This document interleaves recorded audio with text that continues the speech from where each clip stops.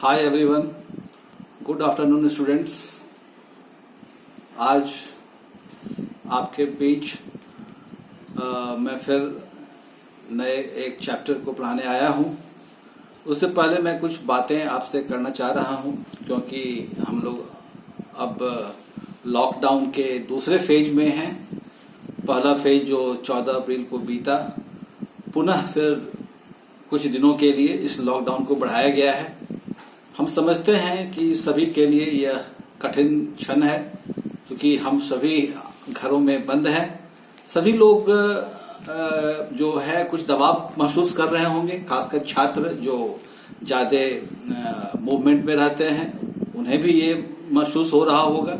लेकिन आप लोगों के लिए यह जो है क्लासेज का जो है ऑनलाइन तैयार करवा के आप लोगों को दिया जा रहा है, और आप इसका फायदा उठाएं। आप यह एक बहुत सुनहरा पल है आप लोगों के लिए, क्योंकि आप जहां भी हैं अपने समय का सदुपयोग करें, अपने रूटीन को अच्छे से उसमें कुछ नए चीजों को जोड़ें, कुछ नए चीज सीखने का प्रयास करें।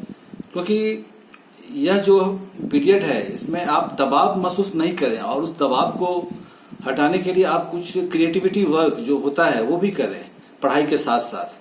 तो मैं ऐसा करता हूं कि हमारे छात्र जो भूगोल के छात्र हैं, जो हमसे जुड़े हुए हैं, वो अपने पठन पाठन के साथ अन्य जो कुछ इनर उनमें जो कुछ काम करने का, कुछ सीखने का है, वो सीखेंगे, काम करेंगे।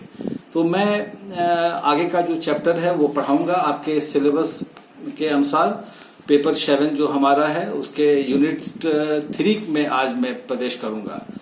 यूनिट 3 में बहुत सारे टॉपिक हैं, लेकिन मैंने जो पिछले वर्ष का क्वेश्चन को देखा है और उन क्वेश्चन को जो मैं छोड़ के और कुछ गेस मैंने किया है, उस गेस के अनुरूप ही मैं आपको आगे का जो है वो पढ़ाऊंगा। तो मैं जो है आज आप लोगों को यूनिट 3 से इंटर रीजनल, आप बोर्ड पे देख लेंगे, बोर्ड में मैंने लिख दिया है inter regional and intra regional trade. ठीक है, आप देख रहे होंगे बोर्ड पे जो लिखा हुआ है अंतरराष्ट्रीय एवं क्षेत्रीय व्यापार। ठीक है, आप इसको नोट कर लेंगे। आप अपने अपने कॉपी को भी खोल लेंगे, जो कुछ पॉइंट्स हैं वो आप नोट डाउन करते रहेंगे। और जो है फिर ये कुछ लंबा टॉपिक है, हो सकता है 2 लेक्चर में ये पूरा हो। मैं प्रयास करता हूं कि आप लोग इसे भली भांति समझ लेंगे, तो फिर आप अच्छे ढंग से नोट्स बना लेंगे। तो यह जो इंटरनेशनल या इंटर या इंट्रा रीजनल ट्रेड के बारे में जो आप अध्ययन करेंगे, तो इसमें मुख्य बात है ट्रेड, व्यापार। और व्यापार मनुष्य के आर्थिक क्रियाकलाप से शुरू से ही जुड़ा रहा है, कोई ये नई बात नहीं है। आप देखेंगे इतिहास का, बहुत सारे छात्र होंगे जो इतिहास का भी अध्ययन किए होंगे। तो मानव सभ्यता के प्रारंभ से ही, जब से मानव जो है सिविलाइज्ड वे में आया, रहने लगा, तो मानव सभ्यता के प्रारंभ से ही व्यापार जो है मानव के क्रियाकलाप का अभिन्न अंग रहा है, शुरुआत से ही। कोई ये नई बात नहीं है। व्यापार मानव सभ्यता का जैसे जैसे विकास हुआ, प्रसार में व्यापार की अहम भूमिका रही है। प्राचीन काल से ही यह कार्य जो है मानव अधिवासों के विकसित के साथ साथ, जैसे जैसे मानव का अधिवास, मानव एक अस्थायी जीवन जीने लगा, तो उसके साथ साथ व्यापार को बढ़ावा मिलता रहा। व्यापार भी धीरे धीरे, जब मानव जो है अधिवास का भी विकास हुआ और व्यापार भी साथ साथ बढ़ता रहा। और आप देखेंगे जब मानव का जो सभ्यताएं हैं, वह हड़प्पा की सभ्यता हो, मोहनजोदारो हो, मेसोपोटामिया की सभ्यता हो, और या आप उससे भी पूर्व चले जाएं, काफी पूर्व, ईसा से 3000 वर्ष पहले भी व्यापार होता था। उस समय के जो भी सभ्यताएं पृथ्वी पे, इस विभिन्न भूभागों पे रहा होगा, उस समय भी व्यापार जो था वो होता था। और जैसा कि किताबों में लिखा हुआ है, भारत से उस समय भी ईसा से 3000 वर्ष पूर्व भी मलमल, जरी युक्त रेशमी कपड़े, वस्त्र, हस्तशिल्प, गरम मसाले, तो आप जानते ही हैं विश्व के विभिन्न देशों में यहाँ से जाते थे और वहाँ से भी वहाँ के जो प्रोडक्ट्स थे वो यहाँ आते थे। रोम, मिस्र, असीरिया, ग्रीक, चीन, लैटिन अमेरिका, मध्य पूर्व के देश, ये सभी उस समय आपस में आदान प्रदान, व्यापार उसमें भी हुआ करता था। इसके अलावे समृद्ध देश जो उस समय थे, अपने संस्कृति के प्रचार प्रसार के साथ अभिज्ञान जो उसमें उपलब्ध थे, अभिज्ञानों का भी वो आयात करते थे। तो व्यापार जो है वस्तु के सेवाएं के साथ साथ अभिज्ञानों का भी उसमें आदान प्रदान होता था। तो इसीलिए व्यापार का जब आप अर्थ लिखेंगे सिंपल वे में, तो व्यापार जो है बोर्ड पे भी लिखा हुआ है, आप बोर्ड पे देखेंगे तो exchange of good and services between the nation. What is trade? Then trade is in simpler way we can say that it depicts the exchange of goods and services between the nation। वैसे सामान्य इसका अर्थ होता है वस्तुओं और सेवाओं का आदान प्रदान। ट्रेड का मतलब हुआ वस्तुओं और सेवाओं का आदान प्रदान। यह प्रकृति प्रदत्त अनिवार्यता भी है। यह जो है व्यापार प्रकृति प्रदत्त है, कोई ऐसा नहीं है। आपको प्रकृति भी इन्फोर्स करता है कि आप व्यापार को आपको करना होगा। प्रकृति प्रदत्त अनिवार्यता भी है, क्योंकि प्रकृति ने सभी क्षेत्रों में सभी सुविधाएं नहीं दिया है। आप जानते हैं, आप भूगोल के छात्र हैं, क्योंकि आप रिसोर्स पढ़ते हैं। ये आपका पेपर भी क्या है? Economic and resource geography. इसमें क्या लिखा हुआ है? Resources are not equally distributed. Economic activities में भी डिफरेंसेज मिलते हैं। तो यहाँ पे यह आप लिखेंगे कि प्रकृति प्रदत्त अनिवार्यता भी है, क्योंकि प्रकृति ने सभी क्षेत्रों को सभी सुविधाएं संपन्न नहीं किया है। सभी जगह विभिन्नताएं मिलती हैं। संसाधनों के असमान वितरण की विशेषताएं ही व्यापार का आधार है। और यह जो है विषमताएं, यह एक आधार बनाता है किस चीज का? व्यापार का। ठीक है, तो हम समझते हैं व्यापार क्या है, व्यापार किन चीजों से बनता है और क्या कारण है व्यापार होने का, ये आप भली भांति समझ लिए होंगे। और वैसे आप रिसोर्स ज्योग्राफी पढ़ते ही हैं, आपको मालूम ही है। जैसे कि आप एग्जाम्पल ले सकते हैं खनिज तेल। आप जानते हैं कि दुनिया का या और भी जो रिसोर्सेज हैं, लोहा अयस्क हो या कोयला हो, किन क्षेत्रों में पाया जाता है। और फिर वह उन्हीं क्षेत्रों में कुछ जो वहां पे देश है, जिसका वहां पे राज्य है, साम्राज्य है, उनके पास वो रिसोर्सेज है। तो कहीं पे पेट्रोलियम का ज्यादा रिजर्व है, तो कहीं कोयले का है, कहीं पे सोना है, तो कहीं पे कोयला का क्षेत्र है। ये रॉ मटेरियल्स की बात हुई। इसी प्रकार से आप कृषि का भी जो होता है, कहीं पे जो शीतोष्ण कटिबंधीय क्षेत्र है, उपोष्ण कटिबंधीय क्षेत्र है, जहां पे कि फसलें कुछ जल्दी तैयार होते हैं, पर्वतीय प्रदेश हैं, मैदानी प्रदेश हैं। उन सभी क्षेत्रों में अपने अपने संसाधनों के लिए वो जाने जाते हैं। संसाधनों का इसीलिए सभी जगह एक समान नहीं पाया जाता। ये तो हम कह सकते हैं ब्यूटी भी है, एक सौंदर्य भी है हमारे प्राकृतिक संसाधनों का। और यह जो है बढ़ावा भी देता है ट्रेड का।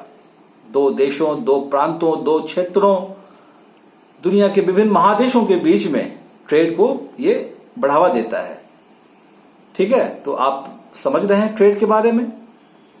किसी भी देश का व्यापार उसकी आर्थिक प्रगति का द्योतक है। जो देश जितना ट्रेड करेगा वो बताता है, दिखाता है कि वह देश आर्थिक उन्नति वाला देश है या आर्थिक प्रगति का द्योतक है। ट्रेड जो है वो क्या हुआ? आर्थिक प्रगति का द्योतक है। तथा जब आर्थिक प्रगति तो साथ साथ वहां पे सभ्यता और संस्कृति भी आ जाती है। तो यह सभ्यता के विकास का भी मापदंड होता है। ठीक है, तो ट्रेड जो है वो सभ्यता के विकास का, क्योंकि आप देखते हैं जैसे आपके बाजार में अब क्या है, चाइनीज प्रोडक्ट्स भरे हुए हैं।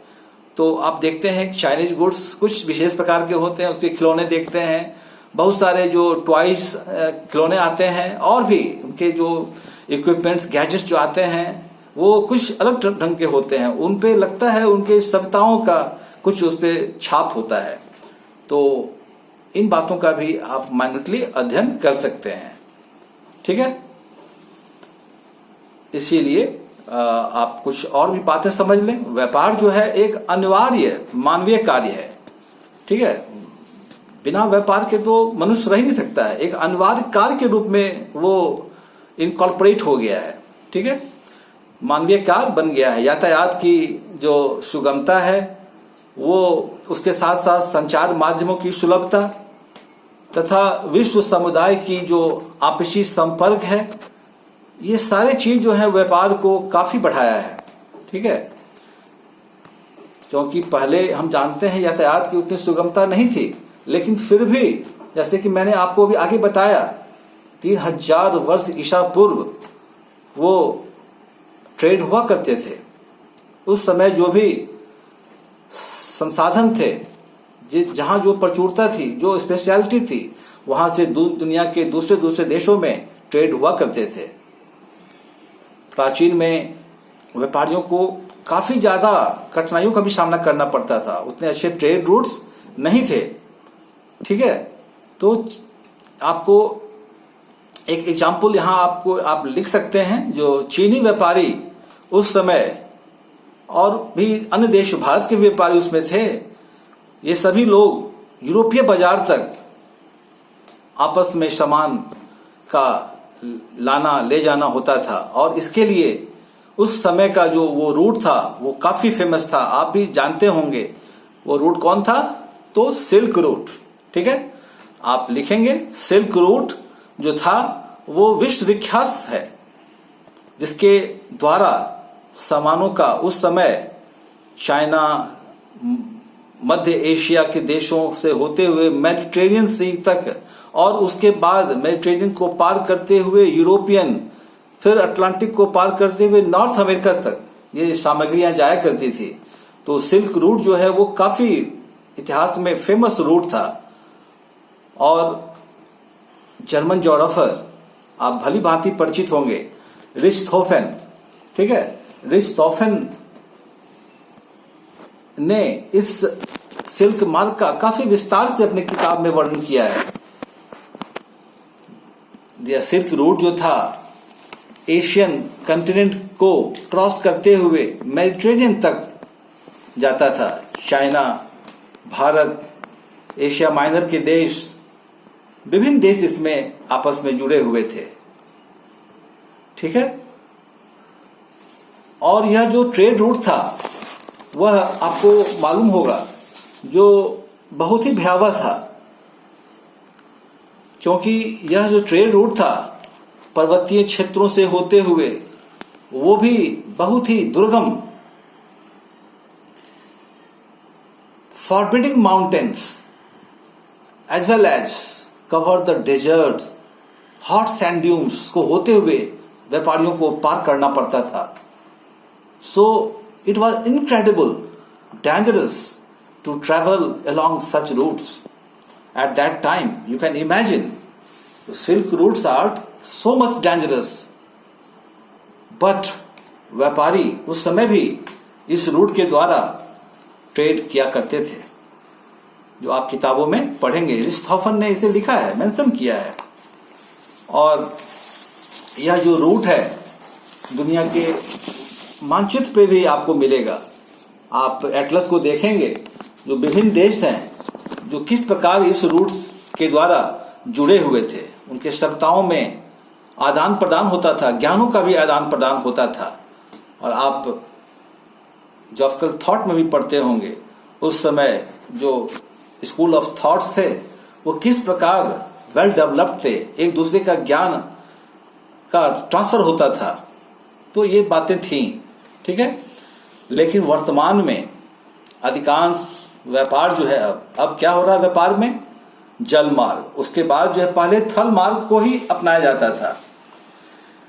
ये सिल्क रूट जो था उसमें मुख्यतः पहले थल मार्ग ही थे, जो स्थल के द्वारा ही एक देश से दूसरे देश होते हुए, जंगलों से होते हुए, पहाड़ों से होते हुए डेजर्ट से ही होते हुए वो जाते थे। काफी डेंजरस होता था, उनके रास्तों में डकैतों का भी डर होता था, और जो फिर क्लाइमेटिक जो कठिनाइयां होती थी वो तो जलवायु होती ही थी।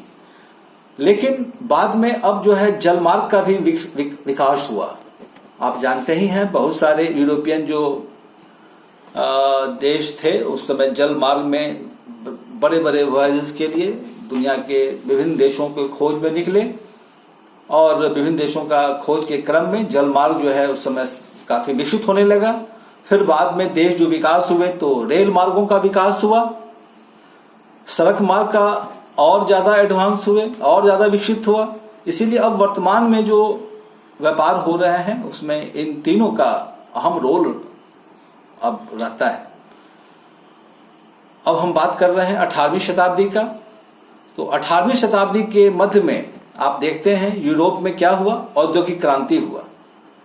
1850 के बाद पूरे यूरोप में औद्योगिक क्रांति हुई। संपूर्ण यूरोप में जो उनके विभिन्न देश हैं सभी जगह बड़े बड़े कल कारखानाओं का स्थापना होने लगा, और विभिन्न देशों का विभिन्न अन्य देशों पे जो उपनिवेश थे वहां से वो रॉ मटेरियल्स लाते थे और अपने फिनिश्ड प्रोडक्ट्स को दुनिया के विभिन्न देशों में वो भेजते थे। तो इस प्रकार से आप देखेंगे तो ट्रेड को भी एक नया आयाम, नया गति दिया गया 18वीं शताब्दी के औद्योगिक क्रांति के फलस्वरूप। ठीक है, तो देशों का जो दबदबा था वो काफी ज्यादा बढ़ गया। विकसित देशों का उस समय जो है ट्रेड में काफी ज्यादा दबदबा बढ़ गया। ठीक है, लेकिन यह दबदबा जो है आप देखेंगे सेकेंड वर्ल्ड वॉर के पूर्व तक ही मिलता है। सेकेंड वर्ल्ड वॉर के पूर्व तक ही मिलता है। जब सेकेंड वर्ल्ड वॉर खत्म हुआ तो दुनिया के विभिन्न देश जो वेस्टर्न यूरोपियन देशों के अंतर्गत जो थे वहां पे उनका आजाद होने लगे, और जो Britain, USA, Germany, France, Japan जो ये देश थे उनका जो व्यापार पे आधे से अधिक का जो दबदबा था वो धीरे धीरे कम होता गया। द्वितीय विश्व युद्ध के बाद व्यापार में भारी बदलाव आना शुरू हुआ। ठीक है, द्वितीय विश्व युद्ध के बाद ड्रास्टिक चेंज हुआ है ट्रेड के डायरेक्शंस में भी, ट्रेड के पैटर्न में भी, और ट्रेड के कॉन्फ़िगरेशन में भी। आप देखेंगे उसके जो गुड्स थे, उनके जो क्वांटिटी थे, उन सभी चीजों में आपको बदलाव देखने को मिलेगा। इसीलिए ये जो ट्रेड है, व्यापार है, उसमें 3-4 पीरियड्स जो है वो इम्पोर्टेंट है। मैंने पूर्व के भी पीरियड्स का चर्चा किया, फिर बीच के मध्य पीरियड्स का भी चर्चा किया, फिर 18वीं शताब्दी या औद्योगिक क्रांति के समय का भी चर्चा किया, और फिर द्वितीय विश्व युद्ध के बाद का काल आता है।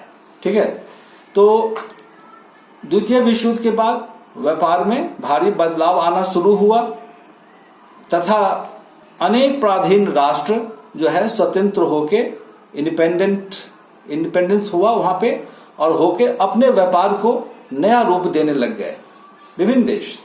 और फलतः जो है आप देखेंगे जो विश्व का अंतर्राष्ट्रीय व्यापार जो है वह नया प्रतिरूप बनाने में सफल हुआ। ठीक है, तो इतनी बात आप ट्रेड में, इन बातों को आपको लिखना होगा, समझना होगा। अंतर्राष्ट्रीय व्यापार जो है वो किसी देश की आर्थिक स्थिति का बोध कराता है। अंतर्राष्ट्रीय व्यापार जो है किसी देश की आर्थिक स्थिति का बोध कराता है। विदेशी व्यापार ऐसी आर्थिक बैरोमीटर है जिसके द्वारा किसी देश के जीवन स्तर को पता लगाया जा सकता है। अंतर्राष्ट्रीय व्यापार जो है किसी देश का आपको इकोनॉमिक बैरोमीटर है। आप उससे अंदाज लगा सकते हैं कि उस देश की जो है आर्थिक स्थिति और साथ ही साथ वहां के जीवन लेवल स्टैंडर्ड ऑफ लिविंग को पता लगा सकता है। और इसी के आधार पे आप देखते हैं, आप develop country, developing country, under develop country, ये क्या कहाँ से आया है? ये शो करते हैं ट्रेड के ही पैटर्न के द्वारा। ट्रेड के पैटर्न के ही द्वारा ये जो 3 टाइप्स के कंट्री का जो मैंने नाम लिया, develop, developing and under develop, तो ये इसी अंतर्राष्ट्रीय व्यापार के अंतर के कारण, ठीक है। और यह व्यापार मैंने पहले भी बताया, एक ऐसा माध्यम है जो प्रकृति प्रदत्त संसाधनों में विषमता को जो है उसको बांटकर मानव जीवन स्तर में समानता लाने का प्रयास भी होता है। क्योंकि व्यापार नहीं होता तो अंडर डेवलप्ड कंट्री या डेवलपिंग कंट्री वही रहता। लेकिन हम क्या प्रयास कर रहे हैं? जो हमारे पास नहीं है वो हम दूसरे देश से लाके और अपने जीवन स्तर को ऊंचा करें। यदि आप जस्ट यहाँ पे ये सोच लें कि आपको खनिज संसाधन में आप हमारे पास उतने नहीं थे, भारत के पास, यदि वो नहीं आता तो हमारा जीवन स्तर कहाँ होता, ये आप खुद अंदाजा लगा सकते हैं, ठीक है। तो ये सब बातें बहुत ही इम्पोर्टेंट है, जो विचारणीय है, सोचने के लायक है और सोचना भी चाहिए। अब आप देखें, जो ट्रेड के बारे में बहुत सारे जानकारी के बाद अब आप अपने इस पे आवे कि ट्रेड कितने प्रकार के होते हैं। तो ट्रेड कितने प्रकार के होते हैं, तो यहां मैंने मेंशन किया है। मुख्यतः ट्रेड जो है 2 प्रकार का बताया गया है। ट्रेड एक बताया गया है रीजनल और इंट्रा रीजनल। ये डिफरेंस जानना जरूरी है, बहुत सारे छात्र इस बात को नहीं समझते हैं। इंट्रा रीजनल और इंटर रीजनल। इंटर रीजनल को ही हम इंटरनेशनल ट्रेड भी बोलते हैं, ठीक है। आप इसको नोट डाउन करेंगे, इंटर रीजनल को ही इंटरनेशनल ट्रेड के रूप में भी जानते हैं। और इंट्रा रीजनल जो है वो रीजनल है, किसी देश में ही विभिन्न प्रांतों के बीच में जो ट्रेड होता है उसे हम इंट्रा रीजनल ट्रेड या रीजनल ट्रेड के नाम से भी जानते हैं। उसके साथ साथ वैसे बहुत सारे लोग कुछ किताबों में आपको लोकल ट्रेड के बारे में भी बताया जाएगा। लेकिन आप लोकल ट्रेड वो हमारे या पुराने सिस्टम में हर एक गांव में या क्षेत्रों में होता था। और पुराने जमाने में भी वो बार्टर सिस्टम होते थे। कुछ सामान जो हमारे पास होते थे वो आप देते थे और उसके बदले कोई सामान आप ले लेते थे, और वह बार्टर सिस्टम कहलाता था। वो लोकल ट्रेड्स थे। लेकिन उस ट्रेड की हम यहाँ चर्चा नहीं करते हैं। आपके सिलेबस में भी 2 प्रकार के ट्रेड के बारे में चर्चा किया गया है, बताया गया है। किताबों में भी मुख्यतः 2 ट्रेड्स के ही बारे में आपको पढ़ना है। तो एक है इंट्रा रीजनल और दूसरा है इंटर रीजनल। तो अंतर्राष्ट्रीय ट्रेड जो है वह काफी ज्यादा इंपॉर्टेंट है। तो अंतर्राष्ट्रीय ट्रेड क्या है, कैसे होता है, इसके बारे में आपको पढ़ना होगा, ठीक है। तो और उसके पहले हम चाहते हैं जो आप इंटरनेशनल ट्रेड थ्योरी, आप ट्रेड कितने प्रकार के हैं ये आप जान गए हैं। लेकिन उससे पहले हम चाहते हैं इसी क्लास में आपको ये बता देते हैं जो ट्रेड थ्योरी जो है ये थ्योरी क्या है। तो जैसा कि हम इकोनॉमिक ज्योग्राफी का ये पार्ट है और विभिन्न इकोनॉमिस्ट ने इसको माइंडफुली अध्ययन किया कि इसमें जो पैटर्न्स जो हैं चेंजेज आए, तो बहुत सारे जो इसके आयाम थे उसका अध्ययन किया गया और उस अध्ययन के आधार पे इंटरनेशनल ट्रेड जो है उसको बांटा गया है, ठीक है। थ्योरीज को, मॉडल्स को, उसे आप यहां समझने की कोशिश करेंगे, आप लिख भी लेंगे। तो मैं इसको पढ़ भी देता हूं। पहला जो है वो क्लासिकल और कंट्री बेस्ड ट्रेड थ्योरी लिख रहे होंगे आप लोग। पहला है वो क्लासिकल या और कंट्री बेस्ड ट्रेड थ्योरी। इसको हम लोग मर्केंटलिज्म भी कहते हैं, मर्केंटलिज्म, ओके। दूसरा जो है वो लिखा हुआ है आपके बोर्ड पे आपके लिए, एडम स्मिथ मॉडल। तीसरा जो है, और इसके साथ यहां लिख लेंगे इनकी किताब जो थी एडम स्मिथ का, वेल्थ ऑफ नेशन। आप लिख लेंगे पेन से, आप अपने कॉपी पे लिख लेंगे, वेल्थ ऑफ नेशन इनकी किताब थी। उसमें ये थ्योरी उन्होंने दिया एडम स्मिथ मॉडल। तो ये आपको ये जानना जरूरी है, wealth of nation, Adam Smith. तो ये हो गया, दो हो गया। तीसरा है रिकार्डियन मॉडल, बहुत ही फेमस इकोनॉमिस्ट थे ये रिकार्डियन, और रिकार्डो का एक कंसेप्ट जो है बहुत ही था, इंपॉर्टेंट था। उसी पे ये रिकार्डियन मॉडल आया 1817 में। वह मॉडल बताता था जो कंपैरेटिव एडवांटेज ऑफ लेबर, कि जहां पे लेबर मजदूर सस्ते हों, श्रमिक कुशल हों, तो वो एडवांटेज स्टेज होता है ट्रेड को बढ़ावा देने पर, इंडस्ट्री के सेटअप में और भी विभिन्न कारण। और उनका जो है ये थ्योरी या model principle of political economy and taxation, ये किताब जो थी उसके थ्रू ये इनका मॉडल आया। और ये बहुत फेमस वो इकोनॉमिस्ट थे, इसीलिए इनकी किताब का भी नाम है principle of political economy and taxation. तो हम ज्यादा डिटेल में यहां अध्ययन करने की जरूरत नहीं है, लेकिन आप इन नामों को अध्ययन कर लेंगे और किन वर्षों में इन्होंने दिया। 1817 में इन्होंने ये मॉडल को अपना दिया। चौथा जो है, चौथा स्पेसिफिक फैक्टर मॉडल, ठीक है। स्पेसिफिक फैक्टर मॉडल जो है वो जैकब वाइनर ने दिया 1936 के आसपास उन्होंने दिया। और ये लेबर मोबिलिटी, मजदूरों के मोबिलिटी पर इनका अध्ययन था। और इनके ही कंसेप्ट को फिर बाद में पॉल सैमुएल्सन, जो बहुत फेमस इकोनॉमिस्ट थे, उन्होंने उसको फिर एडवांस कंसेप्ट दिया। तो वह भी आप बाद में देखेंगे, अध्ययन करेंगे, ठीक है। उसके बाद पांचवा जो है मॉडल आपको पढ़ना होता है वो है हेक्चर-ओहलिन मॉडल। यह जो है 1919 में हेक्चर महोदय ने दिया, ठीक है। हेक्चर महोदय ने दिया और इसी के कंसेप्ट को 1933 में और इसको क्लैरिफाई किया, एडवांस किया ट्रेड थ्योरी को। और इस थ्योरी में फैक्टर इंडोमेंट के बारे में बताया गया है। फैक्टर इंडोमेंट क्या होते हैं तो वो आप किताबों में फिर अध्ययन करेंगे। और उन्होंने जो है equilibrium mathematical model of international trade के बारे में बताया। इक्विलिब्रियम लिखेंगे आप, equilibrium mathematical model of international trade. तो यह जो है काफी इंपॉर्टेंट मॉडल है, हेक्चर-ओहलिन मॉडल। ये रिसेंट मॉडल भी के नाम से भी है, ज्यादा हाल में ही दिया गया था।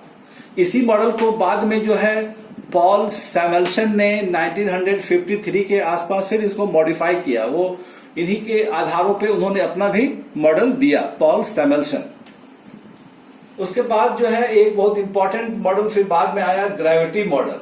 ग्रेविटी आप जानते ही हैं, आकर्षण, गुरुत्वाकर्षण, ग्रेविटी।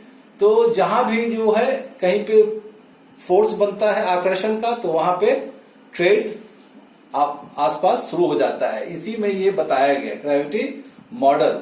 इसमें जो है दूरियों का, अब ज्यादा दूर होगा तो व्यापार में दिक्कत होगी, फिजिकल कंडीशन का, साइज का, इन सारे तथ्यों का इस मॉडल में लिया गया कि ट्रेड में किस प्रकार से physical factors, size of the country या size of the trade, distance, ये सब इफेक्ट करता है ये ग्रेविटी मॉडल में। और बाद में हम कह सकते हैं जो लेटेस्ट थ्योरी या हम लोग जो अब जिस जहां पे वर्तमान में देखते हैं न्यू ट्रेड थ्योरी, अब क्या है, मल्टीनेशनल का जमाना आ गया है। मल्टीनेशनल जो है अब क्या हो रहे हैं, लार्ज अमाउंट ऑफ प्रोडक्शन हो रहा है, आपका जैसा डिमांड होगा उतना प्रोडक्शन हो जाएगा। ट्रेड मतलब जिधर जहां भी आप चाहेंगे वहां सुलभता से पहुंचा दिया। ये एफडीआई का जमाना है, इसीलिए अब मोनोपोलिस्टिक कंपटीशन का जो है वो समय आ गया है। तो इस प्रकार से हम समझते हैं जो आप इन विभिन्न थ्योरी के बारे में आप समझे होंगे, और इन थ्योरीज का आप शॉर्ट में थोड़ा थोड़ा ब्रीफ में एक्सप्लेन कर देंगे। और इसमें जो बाद के 2 मॉडल मैंने बताया, ग्रेविटी मॉडल, हेक्चर-ओनिल मॉडल और न्यू ट्रेड थ्योरी जो अब एग्जिस्ट करता है, मल्टीनेशनल थ्योरी भी कह सकते हैं। मल्टीनेशनल कंपनीज जो अब लार्ज अमाउंट बल्क प्रोडक्शन होते हैं, अब दुनिया में ऐसा नहीं है, जो अब कंपनियां कहीं भी सेटअप हो जा रही हैं, कहीं भी सेटअप किए जा रहे हैं, जहां पे जैसे कि अब मल्टीनेशनल हमारे क्या इंडिया में भी आ रहे हैं। चाइना में तो मल्टीनेशनल के बड़े बड़े कंपनी हैं और वहीं से वो प्रोडक्शन करके पूरी दुनिया में ट्रेड हो रहा है। तो यह जमाना ही जो है अब कंप्लीटली चेंज हो गया है। तो इसीलिए ट्रेड थ्योरी का जो स्वरूप है वो काफी ज्यादा अंतर हुआ है विगत वर्षों में। तो हम समझते हैं छात्रों, बहुत लंबा क्लास शायद हो चुका होगा, तो मैं आपको यहीं पे छोड़ता हूं। और नेक्स्ट क्लास में जो है मैं आपको अंतर्राष्ट्रीय व्यापार, 2 प्रकार के जो ट्रेड हो गए, उस दोनों प्रकार के ट्रेड में जो है अब आपको कौन कौन से जो कारक हैं वो प्रभावित करते हैं, कारक जो है ट्रेड को प्रभावित करने वाले, फिर ट्रेड के जो कंपोनेंट्स हैं, आयात निर्यात, फिर आयात निर्यात के साथ ही साथ जो है ट्रेड का संगठन कैसे होता है, परिमाण कैसे निकालते हैं, इन सारे बिंदुओं पे हम चर्चा करेंगे। ठीक है, तो आप जो पढ़ाया गया है उसे अब आप नोट कर लेंगे, और मैं नेक्स्ट क्लास में आपको प्रभावित करने वाले कारक और उसके कंपोनेंट्स के बारे में, पैटर्न के बारे में, ट्रेड पैटर्न क्या है, इन सारी चीजों के बारे में मैं बताऊंगा।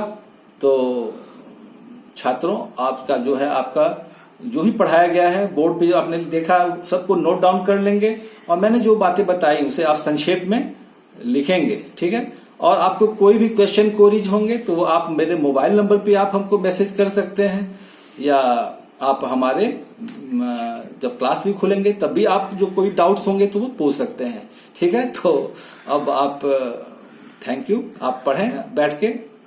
ओके।